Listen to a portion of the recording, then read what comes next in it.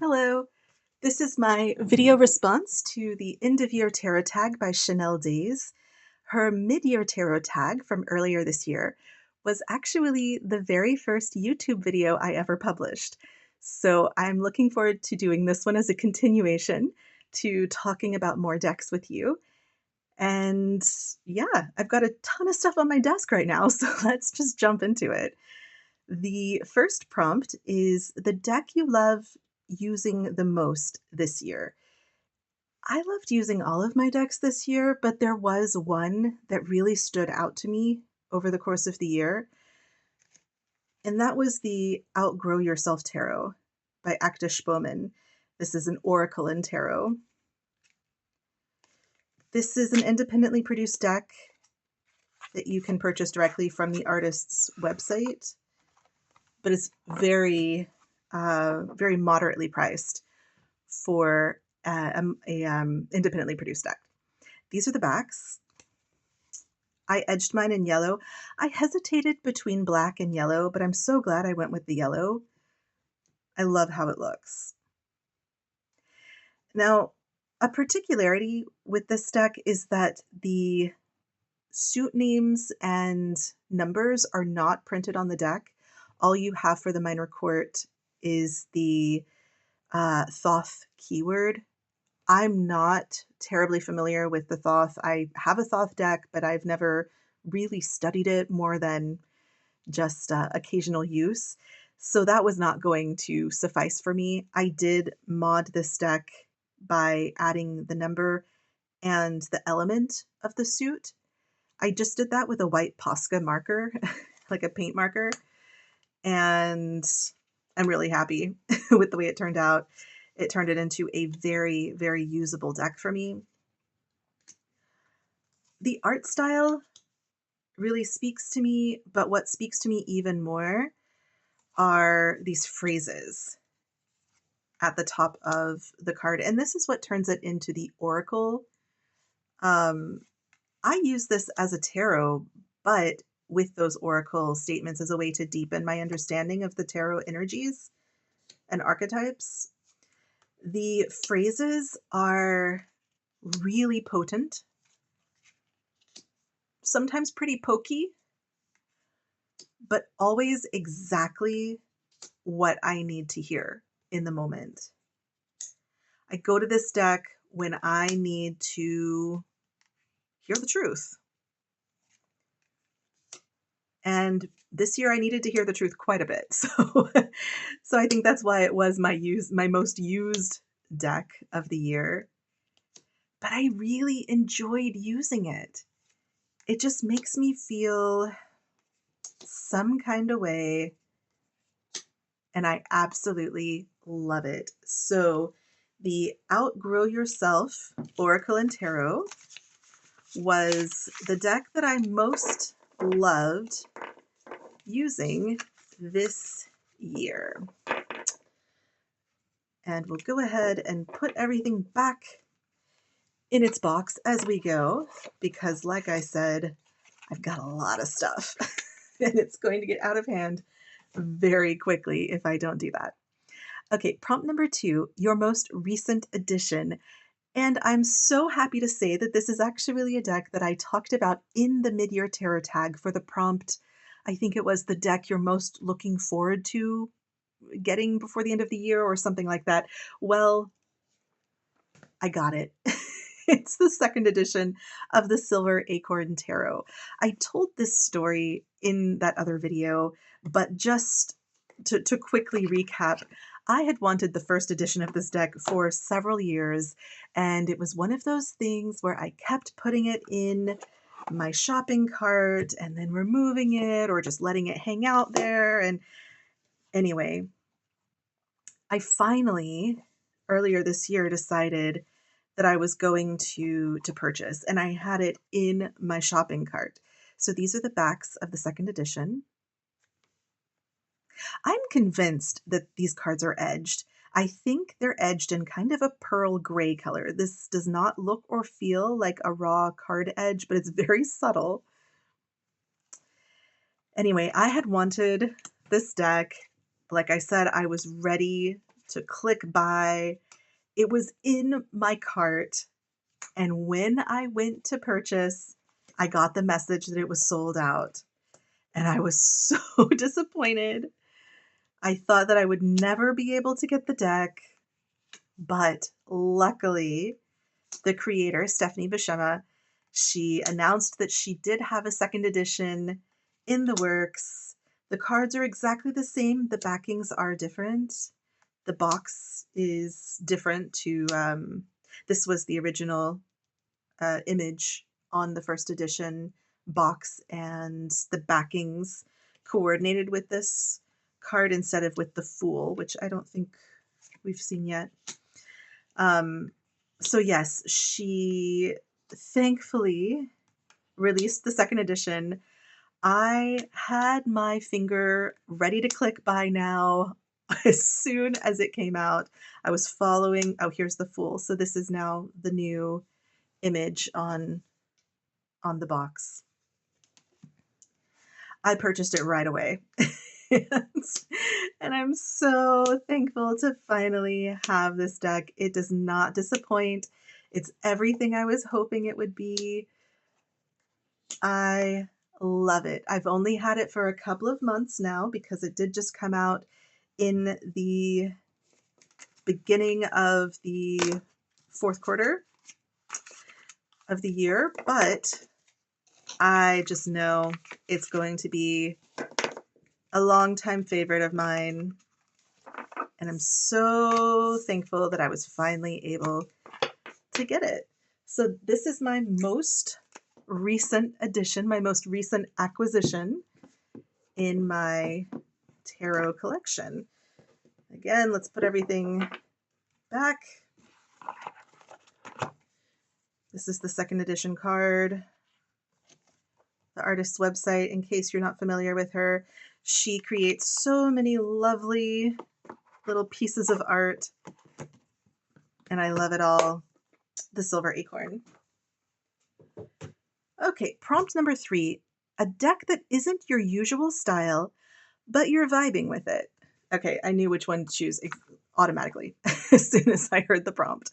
It's this little pocket oracle. It's called Sweet Divination.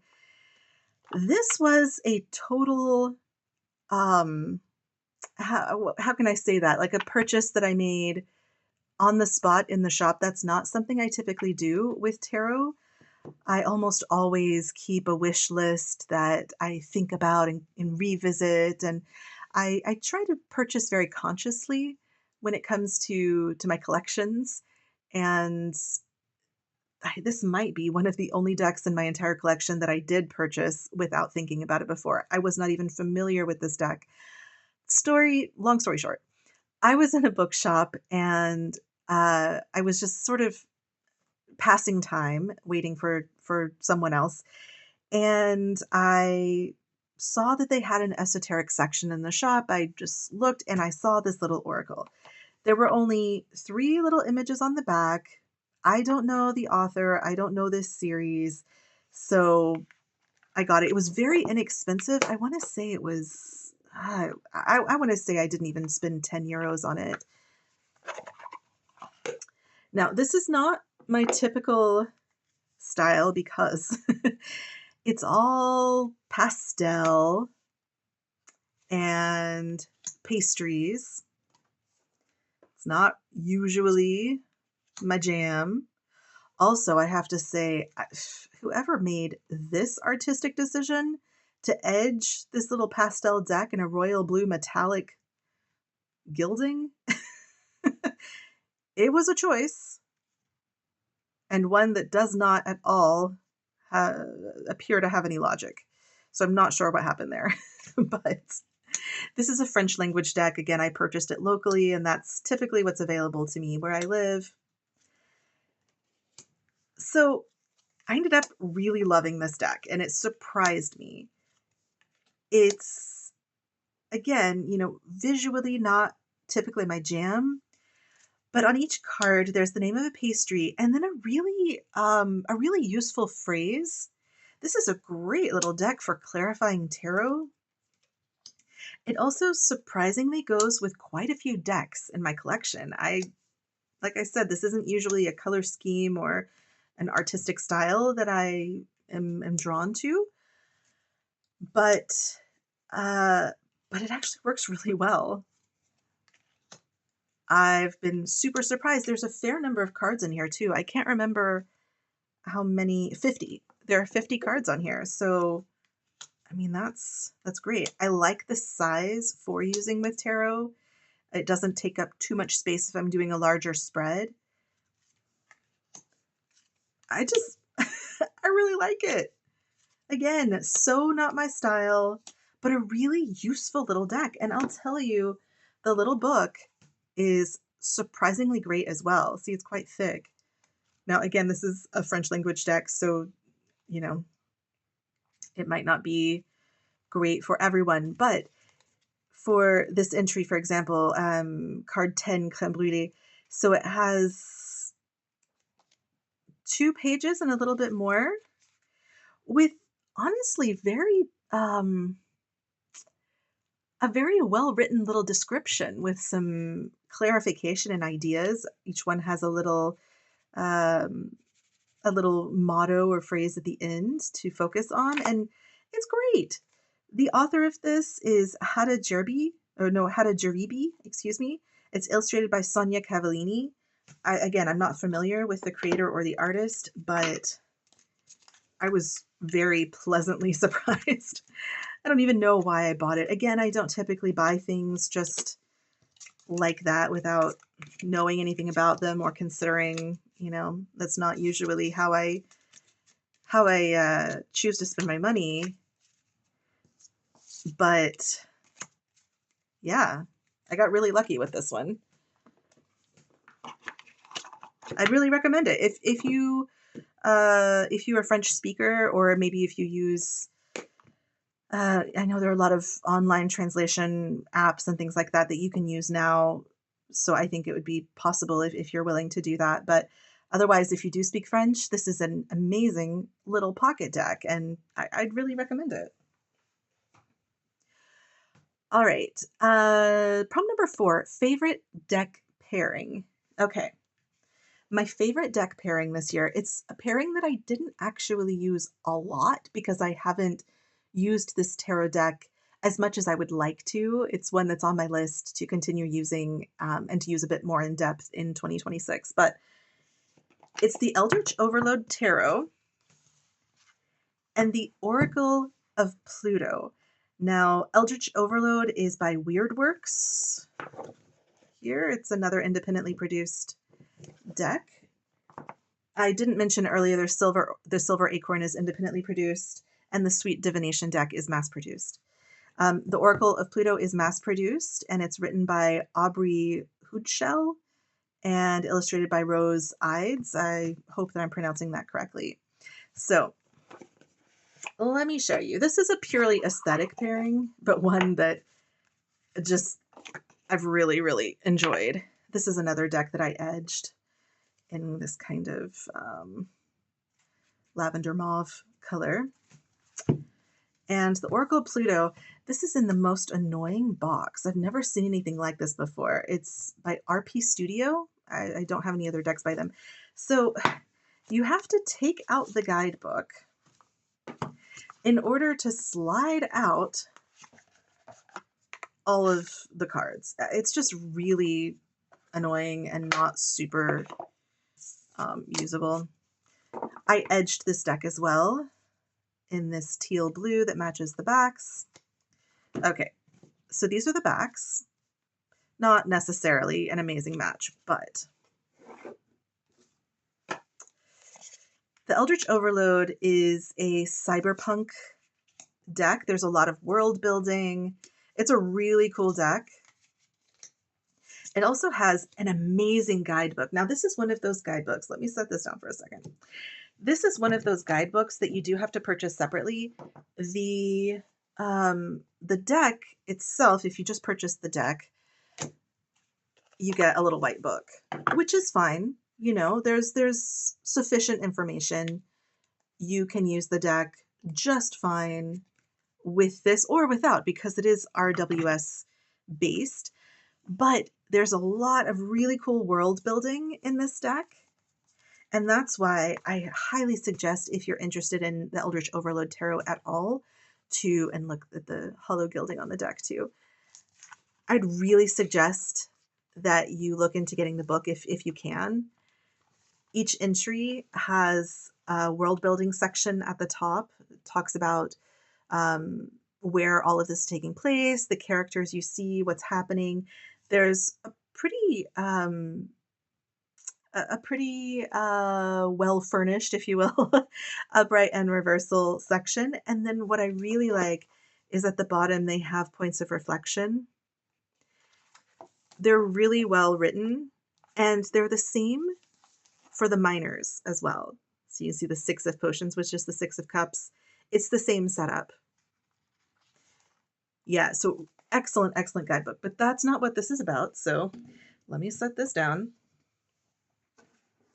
We're talking about the pairing. So let me show you a few more cards from the Eldritch Overload. You see there are a lot of really saturated pinks and purples and blues, a little bit of green and yellow. And in the Oracle of Pluto, you have a lot of those same colors, and it just looks so good together. The Oracle of Pluto has nothing to do with the planet Pluto or the god Pluto, in case you were wondering. This is, I think the only reason really it was called that is because this is a shadow puppet deck. The images, if you'll notice, all have hands making a shadow, in the form of a different animal. And I guess because the planet Pluto is often considered like a shadow planet, that's why they called it that. Let me put some more of these. But see how good they look together? Like even here, like the blues and the green, and they just look really good together. And they read really well together too. So that, again, I haven't used the Eldritch Overload as much as I want to use it. And I am planning on using it more. But the few times that I did use it this year, I used it with this Oracle, and I really enjoyed it. Just for the aesthetics, I'm not going to lie, that's important to me. So for that reason, I really enjoyed using these two together. Oh my goodness. Stuff everywhere.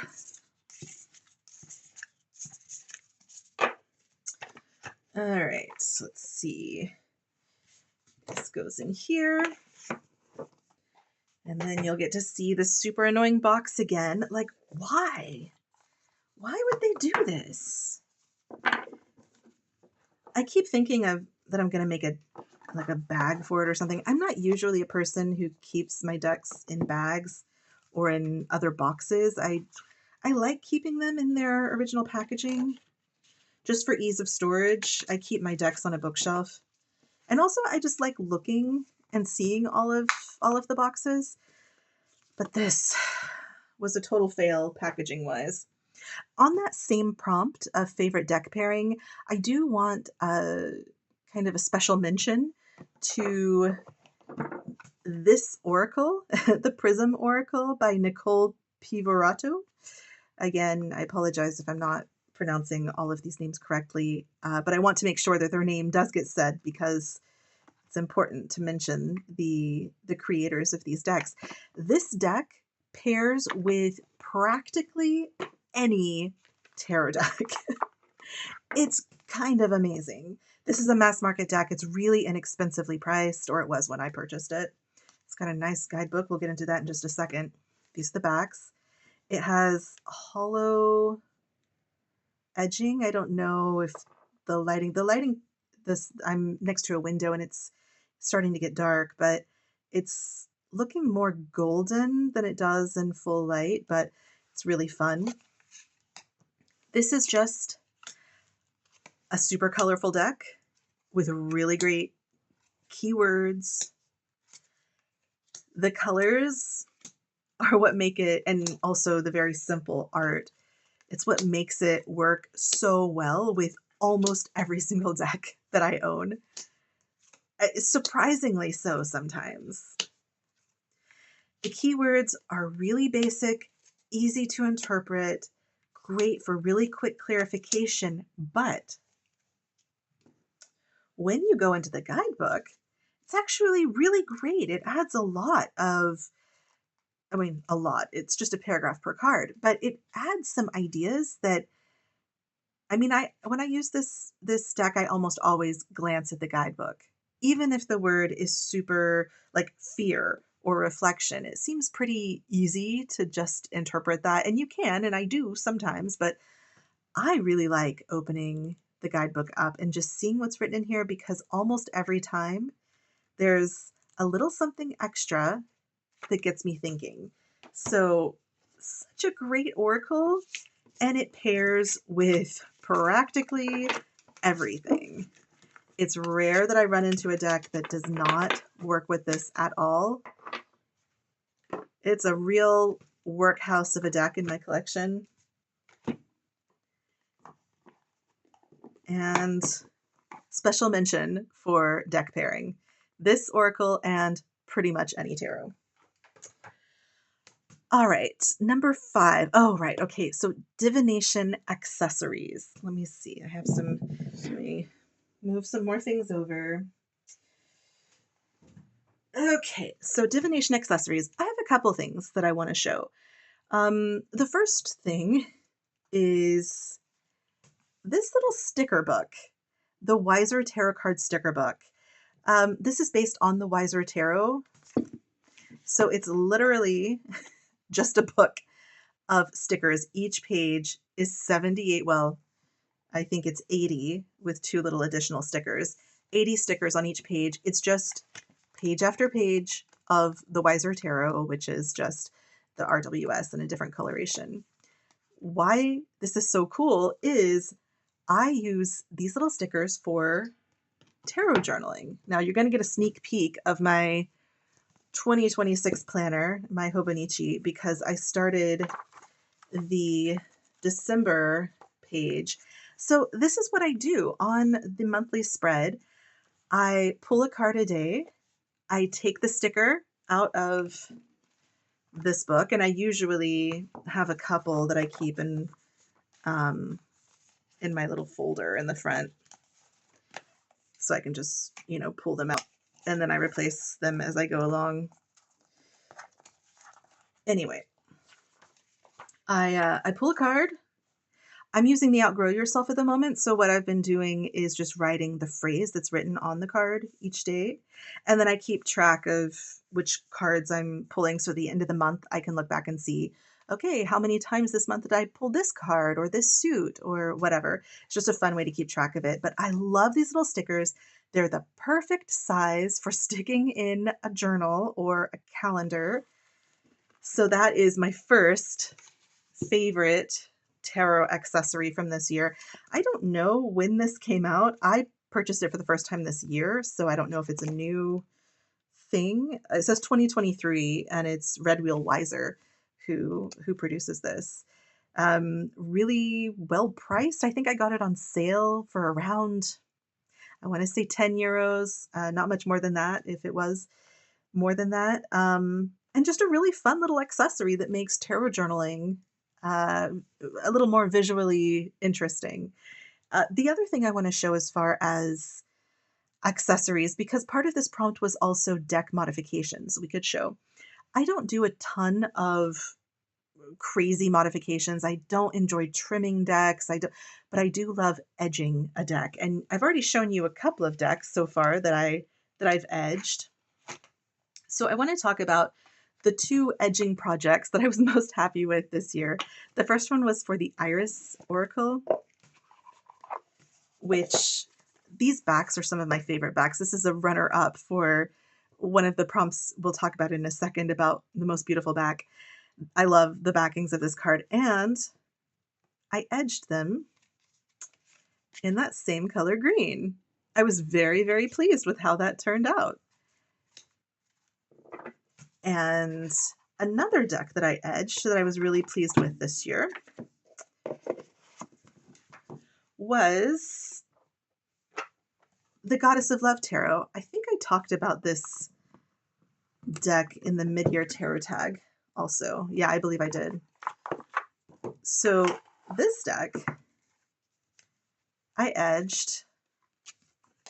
I feel like the lighting is not so great anymore, but in a pink that matches this really well. I was really pleased with that. So I wanted to just talk briefly about what I use to edge my decks.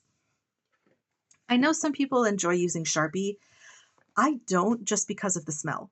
I also find that, and I used to use Sharpie a lot before when I first started edging my decks a few years back. Um, I found that the coverage of the Sharpie was not always great. I had to do at least 2, sometimes 3 going over the card edges to really get a saturated enough color without some white showing through. What I've found to be more effective, more pleasant to use, and with a wider variety of colors, also less expensive. I don't know if Sharpies are like what the price point of a Sharpie is in the US. Where I live, Sharpies are pretty darn expensive. I found an alternative that I like even better, and it's less expensive, and it's just highlighters. Now, these highlighters here, these are Faber-Castell. These are the metallic ones. These are really cool and really fun for edging decks because you have the gold and silver and some metallic colors that are really cool. I've also found this is just a grocery store brand. If you're in France, it's Leclerc. It's their Marque Repère. This is, I've edged several decks with these store brand ones. I also really love Stabilo. Again, just buy it at the grocery store. This is their Nature Colors collection. They had 2 of these, but I really liked the colors. I used these to edge the Cozy Witch Tarot. I did a collection of autumn colors, sort of pumpkin spice colors, with this set that turned out really, really fun. I also wanted to show, because I mentioned with the Outgrow Yourself Oracle and Tarot that I had added the numbers and elemental symbols to the fronts of the cards. I did that with a extra fine Posca paint marker, the white one. So I could recommend that as well if you had a similar project in mind. So yeah, highlighters. Maybe you already knew this, but it was kind of a revelation to me the first time I tried it. I was looking for a specific color. I can't remember what deck it was now, but it was a specific color that I wanted that I didn't have in a Sharpie, but was almost exactly the color of a highlighter that I had on my desk, just sitting with my work stuff. And I thought, I wonder if that would work. And there's been no looking back ever since. Love the highlighters for edging. All right, let's see.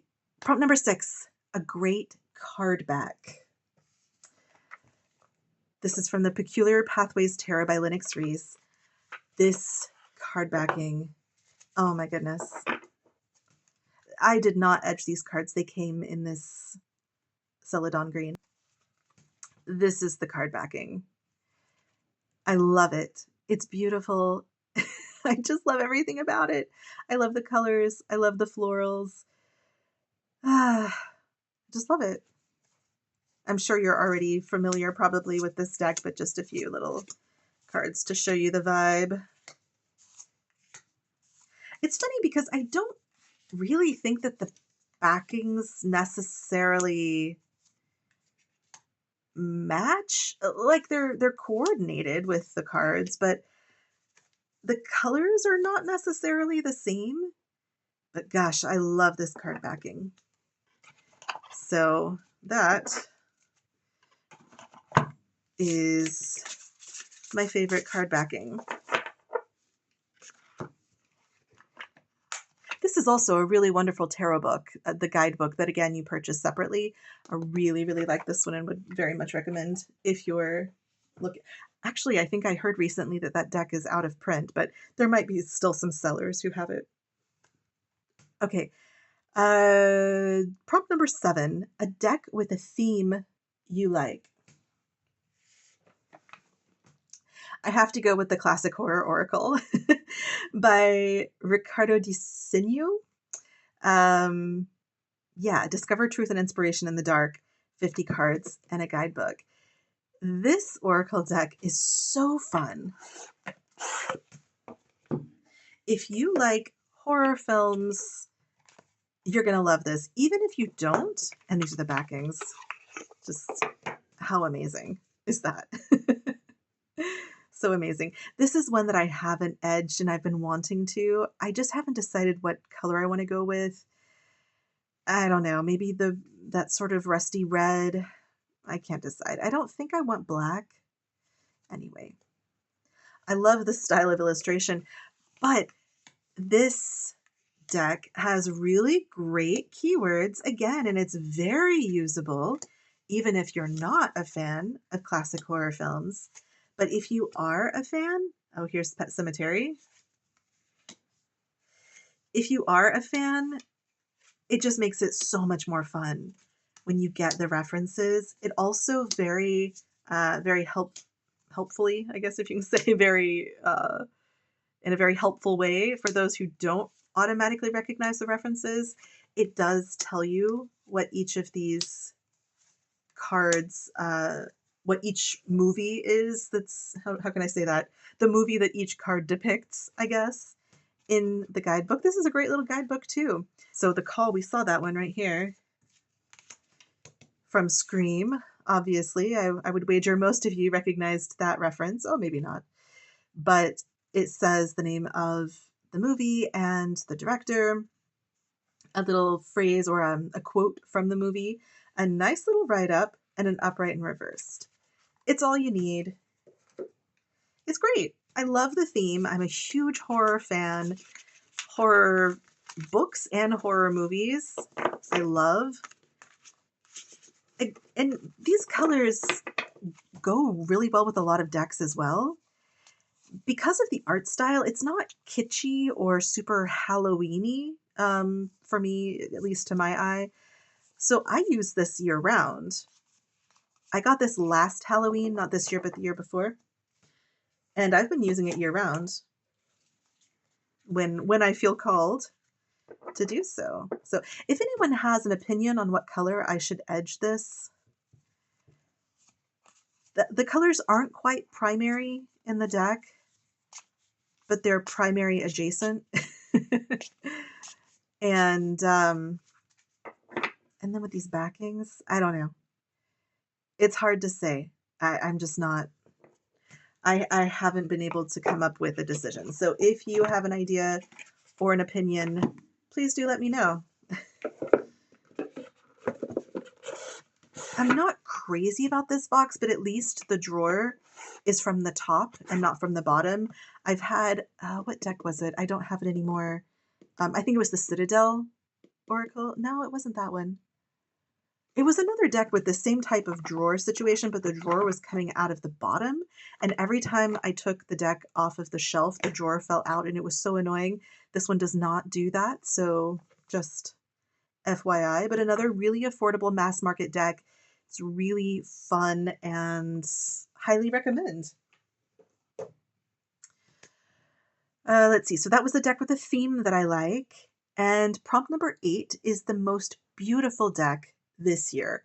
Hands down, no question for me, in my subjective opinion, the most beautiful deck that came out this year is these Blue Bones. It's an Oracle by Rose Bay Tarot. This I purchased off of Make Playing Cards. It was a bit pricey, but no regrets because I absolutely love this deck. This is one of those decks where you have the option of getting the box or not, and then there are a couple of different cardstock options. I did obviously get the box, and I just got the regular smooth cardstock. I think they have an echo option as well. I didn't get that. This is another one that I would really like to edge, and I just haven't gotten around to it yet. I was a little reticent to do it because I wasn't sure how this paper, how the cardstock would handle the edging, if it would bleed. But I think with the type of imagery, I think it would be okay. Anyway, these cards, gosh, I love them so much. They remind me of like if Wong Kar-wai and Jean-Luc Godard had a, a baby and it was an oracle deck, this would be it. Obviously, as you might have guessed from the name of the deck, These Blue Bones, there are a lot of the color blue in its different tonalities, but not just blue. There's a very sort of minimalistic collage, but the cards do not look samey at all. I've done a few spreads just with the Oracle, and it doesn't look like, I mean, each card is unique. And that's sort of a risk when you're doing an Oracle based on a color, a very reduced color scheme. But man, I find these cards to be absolutely gorgeous. It's like everything I love about it's a very cinematic deck to me, and it feels like everything I love about cinema. I went to film school. I'm a movie geek. My specialty was sort of mid-century cinema from the 30s to the 50s, which I guess is earlier than mid-century, but these images remind me of that, of these, with obviously a little bit later too. Like I said, there's a lot of Godard sort of influences for me, so that's moving more into the 60s as well. But I just love this deck. It's beautiful, beautiful, beautiful.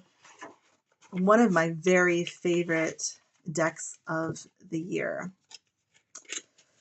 These Blue Bones. Okay. Deck prompt number 9, deck you wish existed. Okay, I'm gonna get a little niche here. I did just mention earlier with the classic horror oracle that I'm a big horror fan, not just movies, but books as well. And I am currently having a major love affair with the bibliography of Stephen King. I had somehow never read anything written by Stephen King. I had obviously seen a lot of movie adaptations. Some are more successful than others. But this past year, I read my first Stephen King book, and there has been no looking back. I am obsessed. I just can't get enough. Luckily, there are so many books that he's written. I think he's written almost 80 books. And as with everything, when I start getting excited about a topic, I look to see if there's maybe a tarot and oracle on the topic.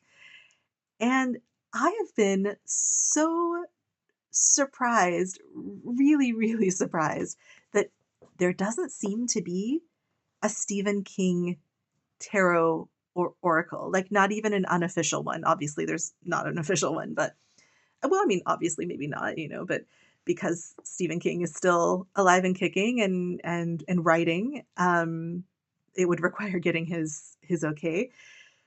But I'm thinking like a tarot deck sort of in the same vein as I don't know if any of you saw the unofficial Shitty tarot based on Schitt's Creek that came out a few years back. I love how that tarot took images from the storylines and the characters and created something that was not only a really lovely homage to the source material, but also a very usable tarot deck. I'm envisioning something similar to that, not necessarily the same art style, but just in that same spirit, but based on Stephen King books. Like again, he's written almost 80 books, so there's plenty of source material for creating a tarot deck. And I just please someone do that for me because I would be all over it. Really. That's what I want. I think that's what I would want more than anything right now, tarot-wise. Somebody please do that for me. Okay, thanks. All right. Prompt number 10. Which card sums up this year as a whole and a card whose energy you want to bring in? Now, I recently made a video about the fact that this past year was a tower card year for me, and it very much was a tower year. It's been a really rough year, a lot of changes, a lot of lessons. Now I find myself with opportunity for growth, but it's not easy still. So yeah, it was a tower year, and it was very much a tower year, let's say. Now I've calculated my card of the year for this upcoming year, and it is strength. Both of these cards are from the Lillifer Tarot, by the way, in case you weren't already familiar. This is by Marion Costantin. This is my very favorite tarot deck. I will say that the Outgrow Yourself is creeping very close to the Lillifer for me, but this remains my favorite deck. So coming out of the tower, moving into strength, I haven't really fully decided what that means for me, the strength card. I was a bit flummoxed when I first did the calculation, but then I also remembered that in the Thoth, strength is lust. And so it's about finding your passion. And I'm very much in that place in my life where I'm realizing that I don't really know. I mean, obviously, except for Stephen King novels, which are very much my passion at the moment. Other than that, I just don't really know where I want to go from here. Um, and that's a little frustrating. It's a little scary and it's a little sad to realize that I've gotten to a point where I just wasn't asking myself what I wanted anymore. Um, yeah, so it makes sense to me when I think about strength in relation to the Thoth as well with the Lust card that this upcoming year, after things kind of falling apart and me realizing how lacking in direction I've been for quite a while, it makes sense that the next step would be to, well, be required to figure out what I actually want. So I'm moving into this card. I'm not mad about this card. I'm not mad about this energy. I think it's very much needed, but I'm just not really sure how that's going to show up for me over the course of the next year. I'll let you know next year. But those are the two cards that, oh, this is the backing. This is the gold edition of the Lillifer, so you see gold foiling on the backs as well. You can tell how much I've used this deck and how many places I've carried it along with me, because unfortunately the gold foiling on the cover is sort of wearing off. But I don't mind. It just shows how much it's been loved. Okay, prompt number 11 is my tarot practice reflection. So I feel like, as I just mentioned, I had a tower year, and there were long periods of time where I felt really stagnant. I wasn't doing much more than the bare minimum in my life. That's really all I could do.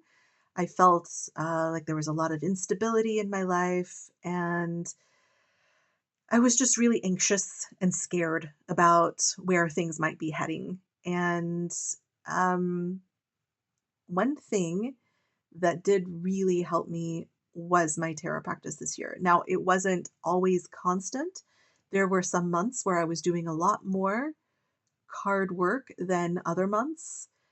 Um, Most months I was doing at least a minimum, but it just sort of decided on it depended on my energy levels and how I was feeling. But I can honestly tell you that tarot and oracle were a um, very important tool for me over this difficult year. I feel like I got a lot of support, and um, it was helpful in arranging my thoughts because, like I said, I was having a lot of anxiety and fear, and my thoughts were not always super organized. And I was kind of spiraling a lot sometimes. And what I found to be really helpful was to take out some decks and just look at the images and the card messages and find things that looked like what I was feeling and just lay them out almost like a storyboard, you know, or comic book frames, just laying them out to get a sort of bird's eye view of what was going on, to be able to take a step back and observe um, outside of my brain, you know?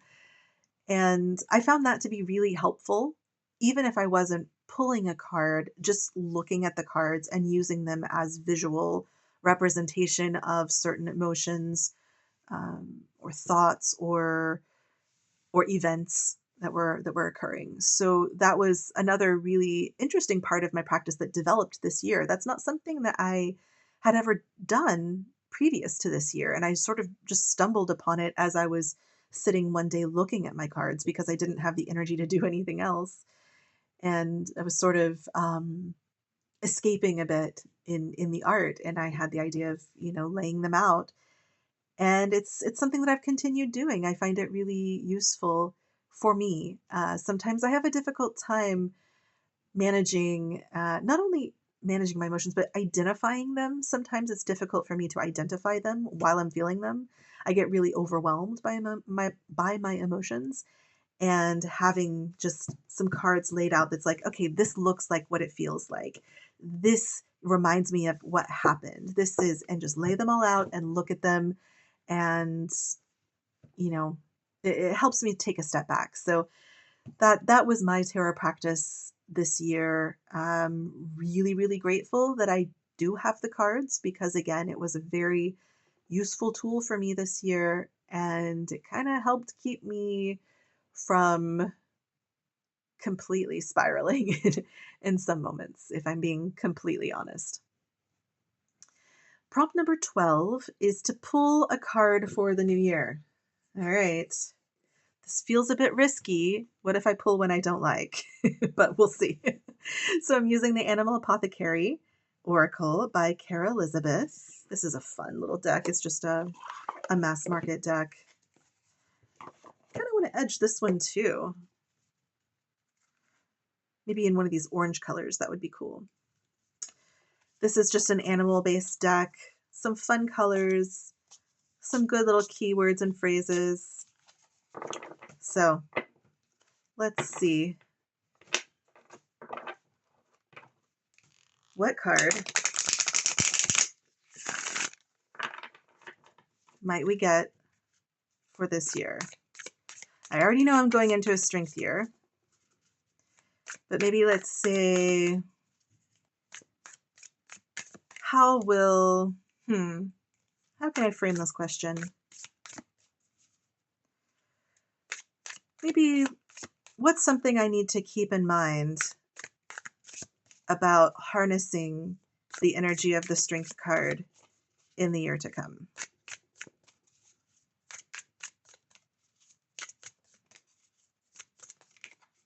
Is a card going to jump out? I might have to pull one.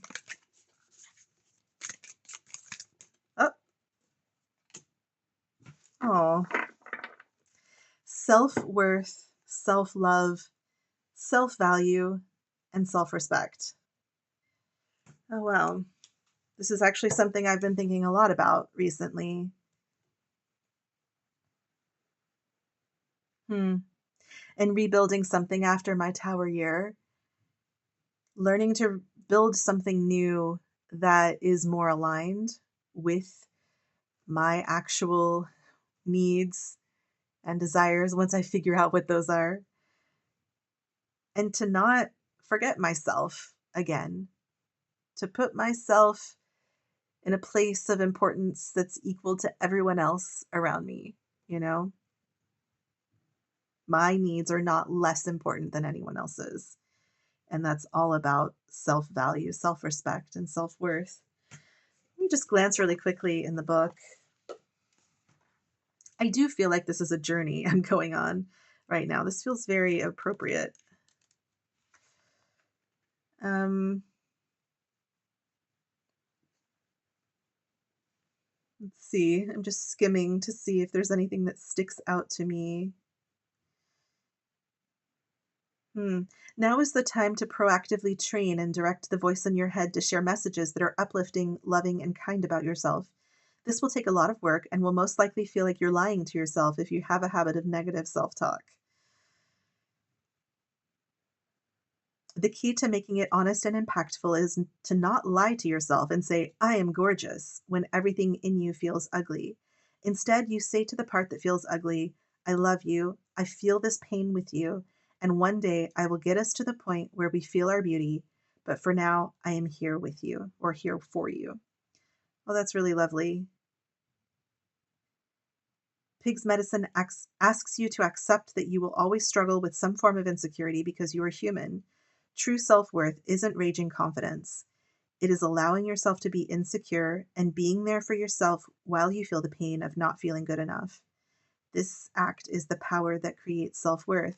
I mean, that is a bit about strength as well, isn't it? Oh, I really like this. Okay. I was a little nervous, like I said, just pulling a card. um, but I'm really happy with this one. Oh, okay. Well, thank you. I'm going to leave this card out actually on my desk so I can remember. All right. That was the final prompt for the end of year tarot tag. Thank you for joining me in this video.